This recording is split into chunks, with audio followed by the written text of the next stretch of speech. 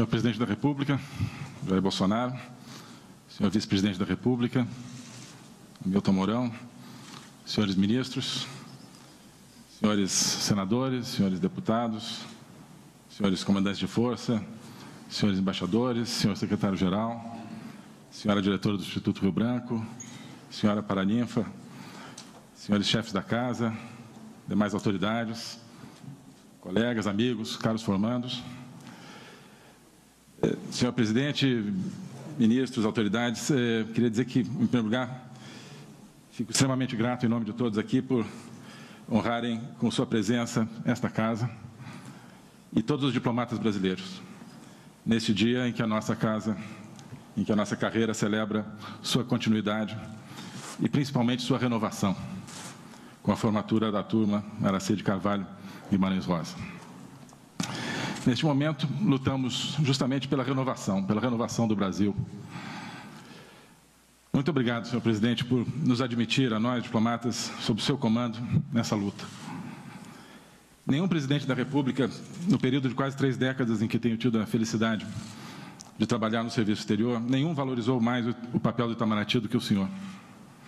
Nenhum teve uma visão mais clara do que a sua sobre o papel da política externa executada pelo Itamaraty em um projeto de grande transformação nacional.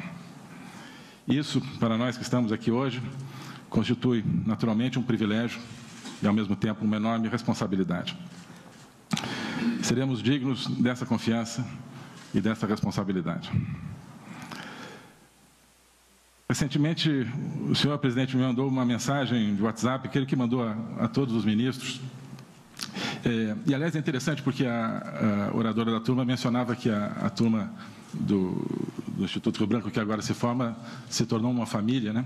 E eu acho que posso dizer, junto com os colegas de gabinete que estão aqui, que a equipe de ministros que o senhor formou, presidente, estão se tornando também uma família. E temos, inclusive, o privilégio de trocar, muitas vezes, comentários do WhatsApp. Isso acaba sendo também uma das grandes novidades, eu acho, inovações do seu governo e que enfatiza e reforça esse sentimento de responsabilidade conjunta. Mas eu dizia que o senhor mandou uma mensagem aos ministros dizendo: enquanto não faltar água do mar, não deixaremos de lutar. E fique certo, presidente, de que esse é o sentimento que nos anima. Certamente, esse é o sentimento que me anima e que eu gostaria de transmitir aqui a essa turma que agora se forma. Queria dizer aos formandos que há 27 anos eu estava aí, né, exatamente onde vocês estão. E agora estou aqui, mas continuo aí. Eu continuo me sentindo aí, continuo sentindo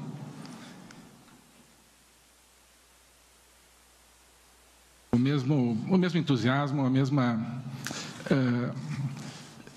perplexidade no sentido positivo de repente estar no meio de uma entidade, de uma instituição que tem a história que tem e que tem o futuro que tem. É uma sensação que eu peço que vocês, e tenho certeza que vocês não perderão, e que vai animá-los ao longo da vida. Gostaria de dizer também o seguinte: os diplomatas brasileiros devem servir ao Itamaraty, mas devem, sobretudo, servir ao Brasil. Nunca podemos perder de vista esse horizonte último. O Itamaraty é um extraordinário instrumento da pátria e somente florescerá se a pátria florescer. Em segundo lugar, quero dizer que a diplomacia é um método, não é um conteúdo. A diplomacia é um ofício, uma arte. Nós podemos equipará-la, por exemplo, à arte da navegação. A navegação é indispensável para chegar a algum lugar, mas não determina para onde ir. Há que saber para onde se quer ir e utilizar, nesse caso, nesse exemplo, a arte da navegação para lá chegar. Do mesmo modo, colocados diante dos desafios da realidade, dos desafios de posicionar o Brasil no mundo da maneira que melhor corresponda ao nosso projeto de transformação, e perguntados sobre o que queremos, não podemos responder: queremos diplomacia. Diplomacia não desenha um rumo, diplomacia não proporciona um objetivo. Precisamos formular a noção dos objetivos e para eles apontar. Isso significa, antes de mais nada, pensar. E assim, o terceiro apelo que eu lhes faço é que não deixem de pensar, que não terceirizem o seu pensamento aos meios de comunicação, nem a ninguém, que, diante de cada situação, não puxem aquela ficha básica previamente gerada pelo discurso dominante. Não tenham medo de correlacionar fatos. Hoje nós vivemos num círculo fechado, onde parece que qualquer tentativa de correlacionar fatos é imediatamente chamada de teoria da conspiração. Rompam esse círculo. Há vários anos, há uns 15 anos, eu escrevi uma pequena obra de ficção. Não sei se vou publicar um dia, mas vou fazer aqui um pequeno trailer. Se passa em um mundo do futuro que é dominado por uma casta de controladores do discurso, chamados os tautólogos. Os tautólogos, evidentemente, praticam a tautologia, e sua função é evitar qualquer expressão do pensamento que procure dizer algo além do único sentido aprovado. Nesse mundo, existe um único e último líder rebelde, que, segundo a lenda, ainda ousa emitir juízos sintéticos, isso é, expressões que procurem afirmar algo além daquilo que está em seus próprios termos. Como seria, por exemplo, esta frase de Guimarães Rosa, que eu gosto muito. Tudo é a ponta de um mistério, inclusive os fatos. Naquele mundo dos tautólogos, não se poderia dizer isso, nem se poderia dizer praticamente nada. Eu nunca imaginei que nós fôssemos chegar tão perto de viver no mundo dos tautólogos, mas acho que chegamos, mas ainda não estamos inteiramente lá. Então, faço um apelo a vocês, formandos, que não se assujeitem aos tautólogos. Não deixem de sentir também. Entre aquilo que apaga o seu coração e aquilo que o acende, eu sugiro que optem por essa segunda via. Política externa não é lugar para sentimentos? Isso é o que dizem os tautólogos.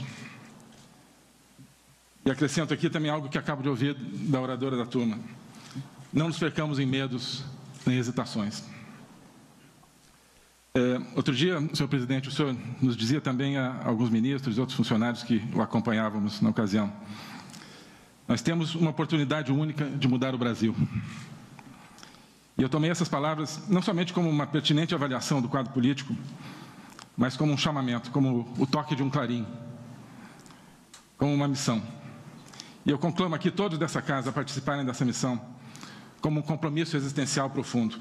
Mudar o Brasil, transformar o Brasil na grande nação que nós somos chamados a ser. O Brasil escuta hoje esse clarim que o conclama a um grande destino histórico. E o que nós faremos diante desse chamado? O que nós diremos quando nossos netos nos perguntarem: o que você estava fazendo em 2019? Quando tiveram a oportunidade de mudar o Brasil? O que vocês estavam fazendo em 2019, quando esse Brasil em transformação teve a oportunidade de contribuir para transformar o mundo? Estamos trabalhando. Aqui no Itamaraty, estamos trabalhando pelo crescimento econômico, pela capacitação tecnológica, pela segurança, pela democracia, pela soberania nacional, pela dignidade humana e pelos valores fundamentais do povo brasileiro. Esse é o nosso horizonte. Todas as ações que viemos tomando nestes últimos meses apontam de maneira coerente no sentido dessas prioridades. Já estamos avançando em todas elas. Fechamos acordos com grandes economias e grandes centros tecnológicos do mundo e estamos a ponto de fechar outros. Recuperamos o processo de integração regional, reavivamos parcerias essenciais para o reforço de nossas defesas e de nossa capacidade de enfrentar o crime. Ajudamos de maneira decisiva a criar uma marcha irreversível rumo à democracia na Venezuela e em toda a nossa região. Defendemos o direito à vida nas Nações Unidas, promovemos a liberdade econômica ao engajar-nos, por exemplo, no processo de reformas da OMC. Levantamos a voz pela liberdade religiosa e pela liberdade de expressão. Nossos interesses unidos aos nossos ideais. Somente assim seremos alguém no mundo. Eu gostaria de deter-me um pouco, por um momento, em um tema específico, o tema da Venezuela. O mundo todo tem hoje os olhos postos na Venezuela, porque ali se dá um combate entre a democracia e a opressão, entre a verdade e o cinismo. O ressurgimento da Venezuela, em torno de uma esperança de democracia, configurada pelo seu presidente encarregado, se deve fundamentalmente a um esforço diplomático e democrático, mas a um esforço diplomático dos países democráticos das Américas reunidos no Grupo de Lima. E o Brasil participou e participa intensamente desse esforço, decisivamente, desde os primeiros dias deste governo. Este governo se identificou com a causa da democracia e da verdade na Venezuela. Isso está claríssimo. E é muito triste ver pessoas no Brasil torcendo pela tirania e pelo cinismo, apenas para ver este governo se dar mal. A absoluta falta de ideais diante do tema da Venezuela, às vezes é algo que me espanta, por parte da imprensa e de comentaristas, sobretudo, mas não há de ser nada. Esta nossa política externa, isso eu garanto, não recua diante do primeiro obstáculo, nem da primeira crítica, nem da segunda, nem da terceira, nem da milionésima. Porque nos move a convicção muito simples e profunda de que estamos fazendo o que é certo. Porque nos move a esperança dos brasileiros e dos nossos vizinhos. Ainda ontem eu escutava de uma ativista pró-democracia de um país sul-americano a seguinte frase: o governo Bolsonaro é a grande esperança da democracia em toda a América do Sul. Estamos rezando todos os dias pelo seu presidente. Isso não é a avaliação de um especialista em relações internacionais, que poderia aparecer na The Economist ou na Foreign Affairs ou em algum periódico brasileiro. Isso era o grito rasgado de fé e de esperança de alguém que sente na carne os efeitos da tirania, de alguém que anseia pela liberdade, não como um modelo teórico em um seminário de sociologia, mas a liberdade com o pão da vida. Estamos construindo a nossa política externa a partir desse compromisso com a democracia em nossa região, desse compromisso com a liberdade. Liberdade de carne e osso. Somente a liberdade, bem fundamental do ser humano, dará sentido aos nossos demais objetivos. Senhor presidente, eu acho que se perguntarem a qualquer brasileiro se quer um novo Brasil, um Brasil mais próspero, feliz, essa pessoa dirá imediatamente que sim. Se quer um Brasil transformado, dirá que sim. Se quer um Brasil diferente do que era nos últimos anos e décadas, exclamará sem pestanejar que sim. Mas se perguntarmos se querem uma política externa diferente, muitos dirão, ah, não. Aí não. Queremos uma política externa igualzinha. Igual? Igual a dos últimos 40 anos, esse período que gerou estagnação econômica, desemprego, desindustrialização, corrupção galopante, criminalidade, ineficiência, colapso da educação e dos serviços públicos, tudo isso, queremos mais do mesmo? Não. Não teremos um Brasil diferente com uma política externa igual. Pois a política externa é um terreno essencial para o avanço da nação. Precisamos de uma política externa que escape ao mundo repetitivo e fechado dos tautólogos. Precisamos de uma política externa que ajude a mudar o Brasil. Simplesmente isso. Bem, hoje também é um dia de homenagens, e sobretudo um dia de homenagens. Queria homenagear inicialmente todos os professores do Instituto Rio Branco, que formaram essa turma e continuam formando as novas turmas, alguns dos quais, inclusive, foram meus professores tantos anos atrás, e a quem tanto devo. Homenagear a diretora do Instituto Rio Branco, embaixadora Gisela Padovan, pelo seu trabalho na frente dessa instituição de referência. Quero homenagear os familiares dos formandos, aconselhando que se preparem, porque se os seus filhos, maridos, esposas, seus pais, que agora se formam, nos seguirem, como seguirão nesta luta e nesta aventura a qual vos convoco, nem tudo serão rosas para vocês, familiares.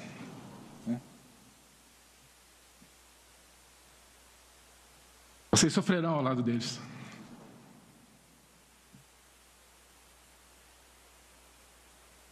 E eles somente suportarão a luta se tiverem vocês ao seu lado.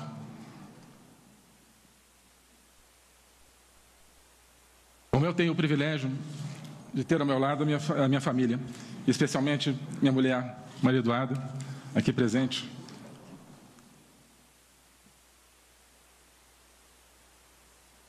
Sem cujo amor e apoio eu não estaria aqui.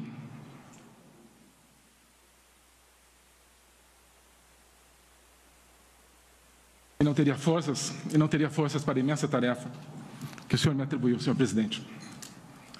Quero homenagear a Paraninfa, embaixadora Eugênia Barthelmes, com seu espírito de dedicação, sua grande capacidade de trabalho, seu patriotismo e sua integridade, qualidades que bem conheço e admiro, desde que convivemos em turmas contíguas no Instituto Rio Branco. E quero homenagear e enaltecer a figura da patrona da turma, Aracide Carvalho Guimarães Rosa, pessoa de extraordinária coragem e princípios, que salvou inúmeros judeus durante a Segunda Guerra Mundial. É uma belíssima escolha de patrona, realmente. Mostra a consciência dessa turma de que a diplomacia não significa ficar em cima do muro. Diplomacia não significa ficar assistindo aos grandes embates da humanidade, esperando para ver quem ganha e aí aderir ao vencedor. Diplomacia precisa ter sangue nas veias.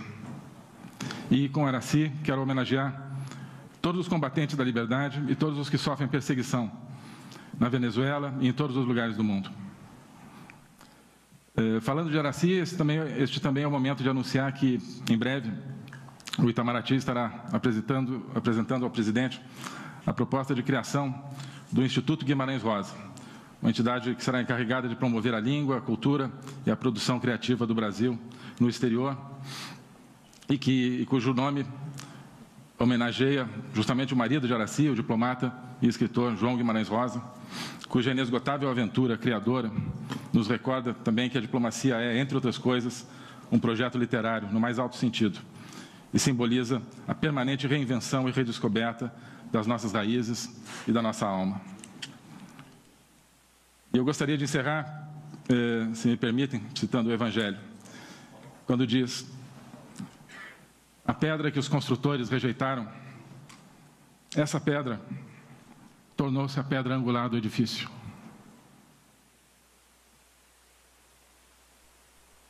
De fato, a pedra que os órgãos de imprensa rejeitaram, que a mídia rejeitou, a pedra que os intelectuais rejeitaram, a pedra que tantos artistas rejeitaram, a pedra que tantos autoproclamados especialistas rejeitaram, essa pedra tornou-se a pedra angular do edifício, o edifício de um novo Brasil.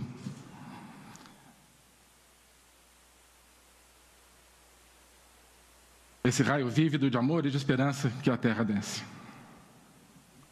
Senhor presidente, nós aqui no Itamaraty, formandos e formados, modernos e antigos, homens e mulheres, todos nós estamos prontos para, a partir da sua orientação e com base na pedra angular, rejeitada por tantos, mas escolhida pelo povo brasileiro, ajudá-lo a construir esse novo Brasil. Muito obrigado.